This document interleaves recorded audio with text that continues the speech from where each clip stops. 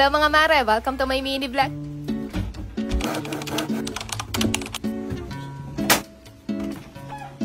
Sa wakas nga mga mare, dumating na rin itong mga in-order ko na mga bagong gamit sa kusina. So sobrang pagka-excited ko nga dyan, hindi pa man ako nakakasuklay. Ito, diretso na rin ako kagad nag-unbox. Una ko na nga binuksan itong self-cleaning mop dahil yung dati ko nga ginagamit hiningi ng mama ko. Kaya ito, nag-order na lang ulit ako ng bago. Pangalawa naman mga mare, itong plastic cabinet dahil papalitan ko na nga yung rack na nakalagay dun sa may kusina namin. Medyo kinakalawang na kasi yung rack na nakalagay dun sa may tabi ng lababo namin at hindi na rin talaga siya masyadong magandang tingnan. Kaya ngayon nga, itong plastic cabinet naman yung in-order ko para kahit nga mabasa siya doon hindi siya kakalawangin. Gaya lang din to ng pantry cabinet namin mga mare, pero eto naman nga medyo mas maliit lang ng konti. Tapos transparent naman yung takip nitong pinili ko ngayon para maiba naman. Yung sukat naman nito mga mare is 30 cm tapos 3 layers lang yung pinili ko dahil meron pa rin ako ipapatong sa ibabaw nito. Meron na rin nga pala yung gulong sa ilalim kaya madali lang siya hilahilahin or lipat-lipat ng pwesto.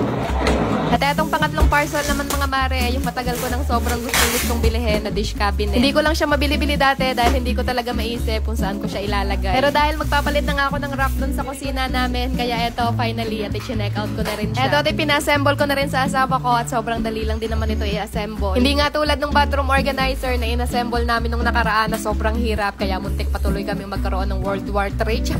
Habang busy nga kami, eto naman ang batang maliit, inaalagaan ng ate niya.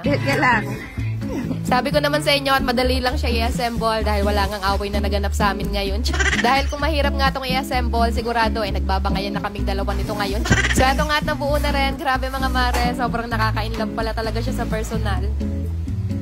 Pagkatapos naman namin mag-assemble, eto at pinagtatanggal ko na rin yung mga nakalagay dito sa gilid. Tinanggal ko na rin nga tong kitchen rack dito mga mare at eto nga yung sinasabi ko sa inyo na medyo kinakalawang na siya. Kahit linisan siya, hindi na talaga masyadong malinis tingnan kaya nag-decide na talaga ako na palitan na lang. Nilagay ko na dito tong plastic cabinet at sinukat ko muna talaga yan maigi bago ko in-order kaya alam ko talaga na saktong-sakto lang siya dito. Tinanggal na rin namin etong tissue holder dito sa may gilid ng ref dahil tatama nga siya sa pintuan ng dish cabinet. Tapos tinanggal ko na rin pala yung gulong ng plastic cabinet dahil medyo gumagalaw-galaw nga siya. Nagpalagari na rin nga pala ako sa asawa ko nitong plywood na ipapatong ko dun sa ibabaw ng cabinet para hindi naman lumundoy kapag ipinatong ko na dun yung dish rack. Binalutan ko na rin muna pala yan ng wallpaper para mas maganda namang tingnan at para kahit mabasa siya, hindi siya kagad mabubulong. Kaya sa mga nagtatanong din pala kung ano daw yung plywood na nakapatong dun sa may pantry cabinet namin, ganito lang din yun mga mare, ginawa lang din namin. So ayan nga, itong TMT ko na rin ipinagbabalik yung mga gamit dito.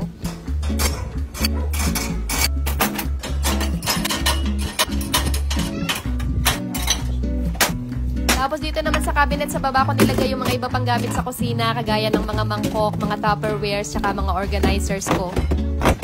Tapos nagkabit na rin pala ako ng ganitong motion sensor light dito sa may bandang gilid para mas maganda-ganda namang tingnan. Tapos ikinabit ko na rin pala itong na-order ko na lagayan naman ng sponge. Bali dito ko pala nilalagay yung mga plato namin dati pero ngayon nga dito ko na lang nilagay yung mga hindi naman masyadong ginagamit. Siya tara mga mare, tingnan na natin ang before and after ng ginawa ko dito.